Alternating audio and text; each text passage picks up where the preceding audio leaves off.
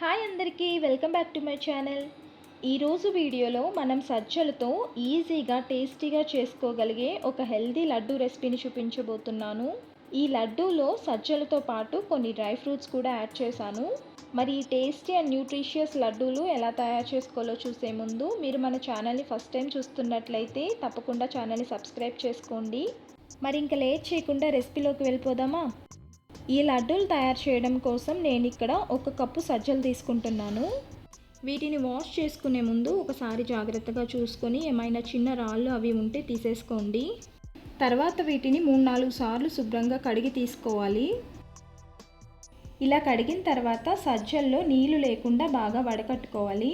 ఇప్పుడు ఫ్యాన్ కింద ఒక పొడి క్లాత్ వేసుకొని ఈ సజ్జల్ని పలుచగా పరుచుకోవాలి.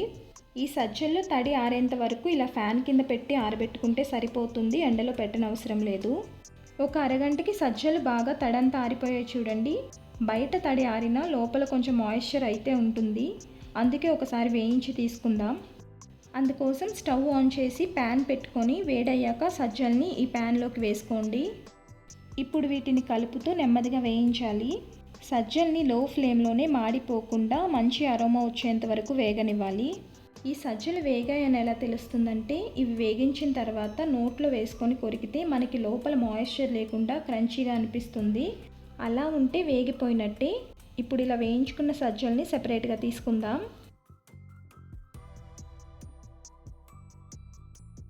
ఇప్పుడు ఇదే ప్యాన్లో 1/2 కప్పు బాదం వేసుకుంటున్నాను.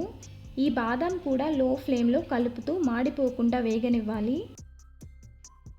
చూడండి, బాదం వేగిపోయాయి కదా, ఇవి కూడా పక్కన పెట్టేసుకోండి. నెక్స్ట్ ఇందులోనే 1/2 కప్పు జీడిపప్పు వేసుకుంటున్నాను. వీటిని కూడా వేయించి సెపరేట్గా తీసుకుందాం. తర్వాత 1/2 కప్పు పల్లీలు వేసుకోండి. వీటిని కూడా కలుపుతూ డ్రై రోస్ట్ చేసుకోవాలి. పల్లీలు వేగాక పక్కకు పెట్టేసుకొని నెక్స్ట్ కడాయిలోకి 2 టేబుల్ స్పూన్ల సన్ఫ్లవర్ సీడ్స్ వేసుకుంటున్నాను. వీటిని ఒక 2 నిమిషాలు వేయించుకుంటే సరిపోతుంది, ఎక్కువ వేగనవసరం లేదు. ఇలా వేయించిన సన్ఫ్లవర్ సీడ్స్ని సపరేట్గా తీసుకోండి. తర్వాత 2 టేబుల్ స్పూన్ల పంప్కిన్ సీడ్స్ ఉంటాయి కదా, గుమ్మడికాయ గింజలు, అవి వేసుకుంటున్నాను.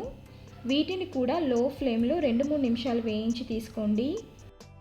ఫైనల్గా 2 టేబుల్ స్పూన్ల నువ్వులు వేసుకుంటున్నాను. ఈ నువ్వుల్ని కూడా లో ఫ్లేమ్లో కలుపుతూ మంచి అరోమా వచ్చేంత వరకు వేయించి సెపరేట్గా తీసుకొని ఇంకా స్టవ్ ఆఫ్ చేసేసేయండి.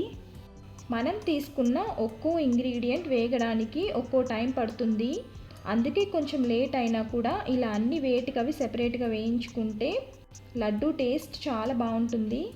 నెక్స్ట్ ఇవన్నీ గ్రైండ్ చేసుకోవడానికి మిక్సీ జార్ తీసుకుందాం. ఈ మిక్సీ జార్ తడి అనేది లేకుండా చూసుకోండి, లేదంటే లడ్డు ఎక్కువ రోజులు స్టోర్ ఉండదు. తడి ఏమైనా ఉంటే తుడిచేసి ఫస్ట్ ఇందులోకి మనం ముందుగా వేయించిన సజ్జల్ని వేసుకోండి. ఈ సజ్జలతో పాటే ఇందులో 3 యాలకులు కూడా వేసుకుందాం. ఇప్పుడు వీటిని మెత్తగా మిక్సీ పట్టి తీసుకోండి. చూడండి, సజ్జలు బాగా గ్రైండ్ అయ్యి ఇలా పిండిలాగా వచ్చింది కదా, ఈ టెక్స్చర్ ఉంటే సరిపోతుంది మనం లడ్డు చేసుకోవడానికి. ఈ సజ్జలు గ్రైండ్ చేసుకున్న తర్వాత అదే మిక్సీ జార్లో వేయించి పెట్టిన డ్రై ఫ్రూట్స్ అన్నీ వేసుకోండి. వీటిని కూడా గ్రైండ్ చేసి తీసుకుందాం. మీకు అక్కడక్కడ ఈ డ్రై ఫ్రూట్స్ పంటికి తగలాలనుకుంటే పల్స్ మోడ్లో గ్రైండ్ చేసి తీసుకోండి. నేనైతే పిల్లలు తినడానికి ఈజీగా ఉంటుందని మెత్తగానే మిక్సీ పట్టేశాను. ఇలా గ్రైండ్ చేసుకున్న పౌడర్నంతా ఒక మిక్సింగ్ బౌల్లోకి వేసుకోండి. ఇప్పుడు అదే మిక్సీ జార్లో ఒక 10-12 డేట్స్ని లోపల ఉండే సీడ్స్ని తీసేసి వేసుకుంటున్నాను.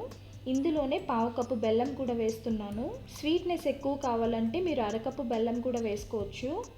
నేను స్వీట్నెస్ కోసం ఇక్కడ కొద్దిగా డేట్స్ అలానే కొద్దిగా బెల్లం వేసుకున్నాను కదా, మీరు కావాలంటే మొత్తంగా డేట్స్ కానీ మొత్తంగా బెల్లం కానీ వేసుకోవచ్చు, అలా కూడా బాగానే ఉంటుంది. ఇప్పుడు ఈ రెండింటిని మిక్సీ పట్టిన తర్వాత వీటిని కూడా మిక్సింగ్ బౌల్లోకి వేసేసేయండి. నెక్స్ట్ ఇందులో నేను 2 టేబుల్ స్పూన్ల కోకో పౌడర్ యాడ్ చేస్తున్నాను. పిల్లలు తినేటప్పుడు కొద్దిగా చాక్లెట్ ఫ్లేవర్ వస్తే వాళ్ళు తినడానికి ఇష్టపడతారు కదా, అందుకే యాడ్ చేశాను. ఒకవేళ మీకు ఇష్టం ఉంటే వేసుకోండి, లేకపోతే స్కిప్ చేసేయచ్చు. ఫైనల్గా ఇందులో 2-3 స్పూన్ల నెయ్యి వేసుకోండి. నెయ్యి ఫ్లేవర్ నచ్చకపోతే పాలు కూడా వేసి మిక్స్ చేసుకోవచ్చు, కానీ ఈ లడ్డూలు అయితే ఎక్కువ రోజులు స్టోర్ ఉండవండి పాలు వేస్ట్ చేస్తే. నెయ్యి వేసుకున్న తర్వాత అంతా కలిసేలా చేత్తో బాగా మిక్స్ చేసుకోండి. నేను ఈ లడ్డూలు సజ్జలతో చేసి చూపిస్తున్నాను కదా, ఇదే మిల్లెట్స్తో చేసుకోవాలని ఏం లేదండి. ఈ మిల్లెట్స్ ప్లేస్లో రాగులు, జొన్నలు, కొర్రలు ఇలా మీకు నచ్చిన మిల్లెట్స్తో సేమ్ ప్రాసెస్లో చేసుకోవచ్చు.